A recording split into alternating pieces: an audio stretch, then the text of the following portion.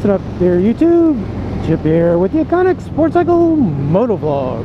Hey, good morning, guys. What's up? So you probably noticed I'm not on the Yosung this morning. So you're probably thinking, what's up with that? Well, the Yosung's in the shop. Just got a clutch cable put on. I snapped the cable on the way home from work the other day. So I had to head on over to Eagle Rider Motorcycle of Orlando and pick up a rental bike. So this time I wanted to try something a little different, something out of the norm for me. So this time I tried out the Harley Davidson Lowrider.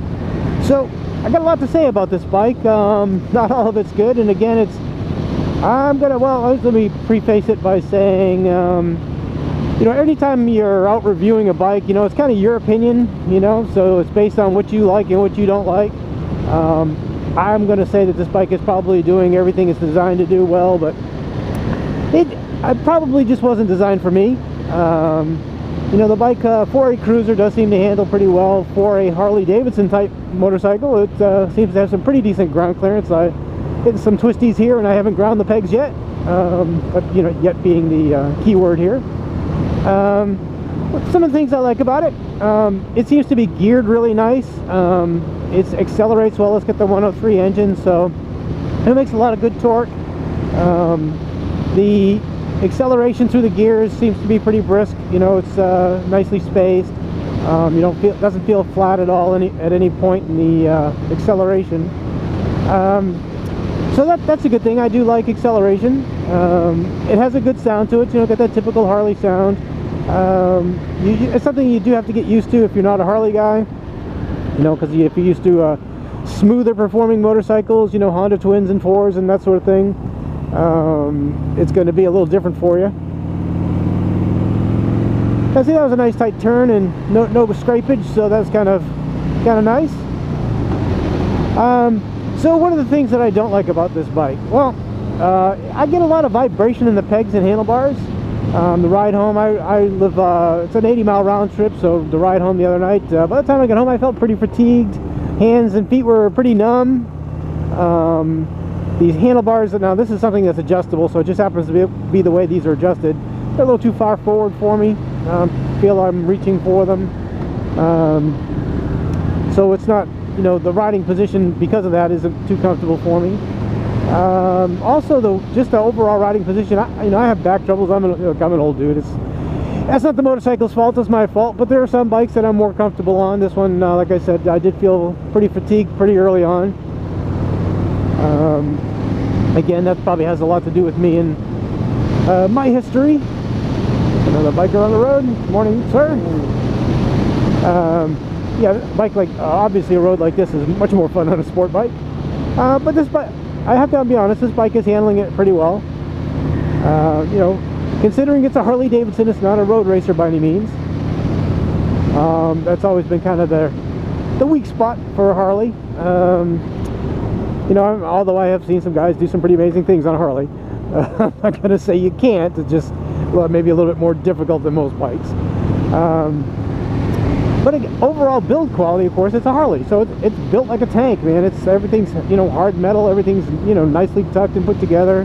You know, these bikes, you know, the one thing Harley does, well, I won't say the one thing. I mean, they do many things that are really well, but you know, the thing that's about most of their motorcycles that I've ridden is, you know, they feel very solid. You know, they have a, you know, kind of a feeling that, you know, you only get when you're on a Harley. You know, it's unique to the feel. So it's like walking in your local McDonald's. So I think I'm just going to pull over here and do a little walk around on the bike, show you some of the things I like about it. I think that by showing you the things I like about it, I probably have a little bit more nice things to say, because it is a very, very attractive bike.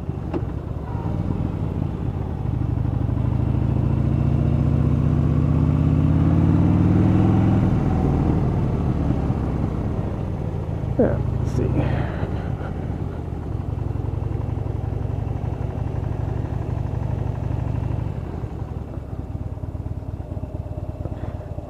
So first off, I mean, some of the nice little details on here, I don't know if you can see this or not, but it says Milwaukee, USA right here on the handlebars here.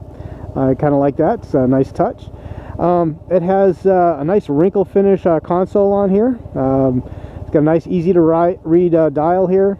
Got your gas gauge pretty clear to see how much gas you got there. Switch gear, of course, it's typical Harley switch gear. It has a good feel to it. It's pretty easy to operate. Unique to Harley Davidson is the directional switch on both of the handlebars. Another nice thing I like about this bike is that the field of vision in the mirror is very, very good. Up and out of the way, kind of see pretty clearly behind you. It's kind of nice. Well, now here's my opinion of something about Harley Davidson. This color, pretty striking, right? It's called Amber Whiskey. I have yet to see a Harley Davidson in this color that I didn't find to be a very attractive motorcycle. Pay no attention to these bags. These are aftermarket bags. They're crap.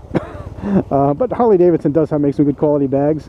So this is something that you want to take into consideration if you think about putting bags on one of these. Now, here's the thing about this particular bike that I really like the way it looks.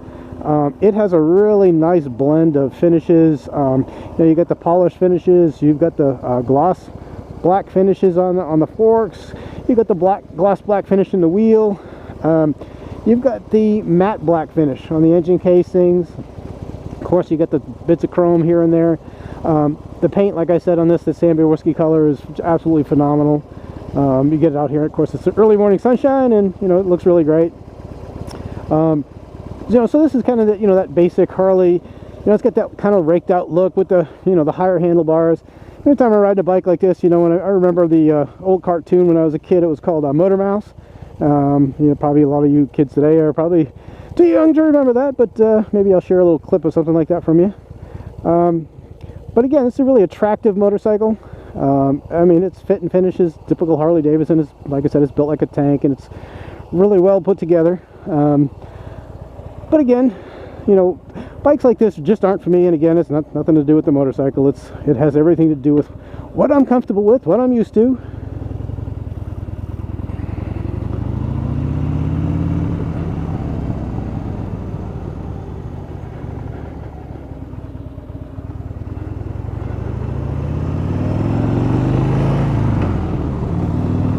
So I'm on the way to work.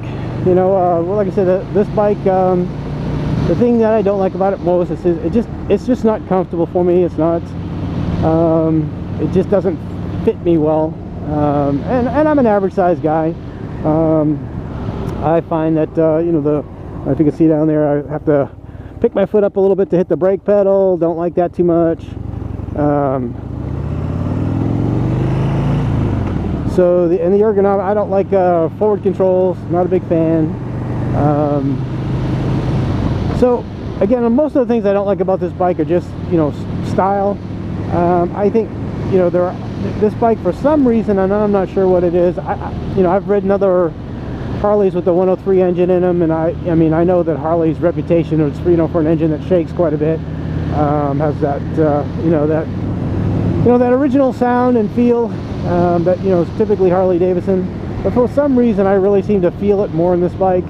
By the time I got home from work the other night, like I said, it's about a 40-mile ride. Both my hands and feet were pretty numb from the vibration.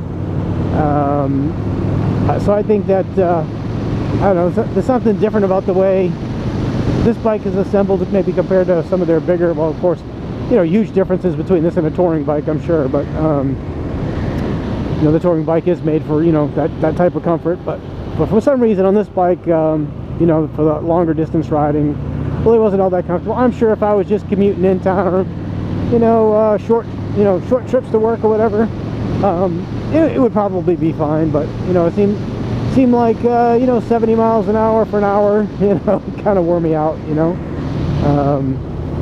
And again, maybe that's something I could get used to, but I wouldn't go out of my way to try and get used to it. Like I said, it's an attractive bike. It has all the cool looks in the world that you could ask for.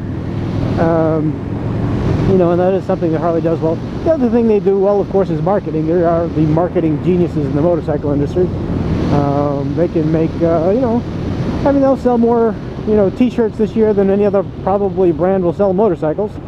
They're, pretty smart that way. But they have a diehard following, and I'm sure it has a lot to do with the way the bikes look, the way they feel.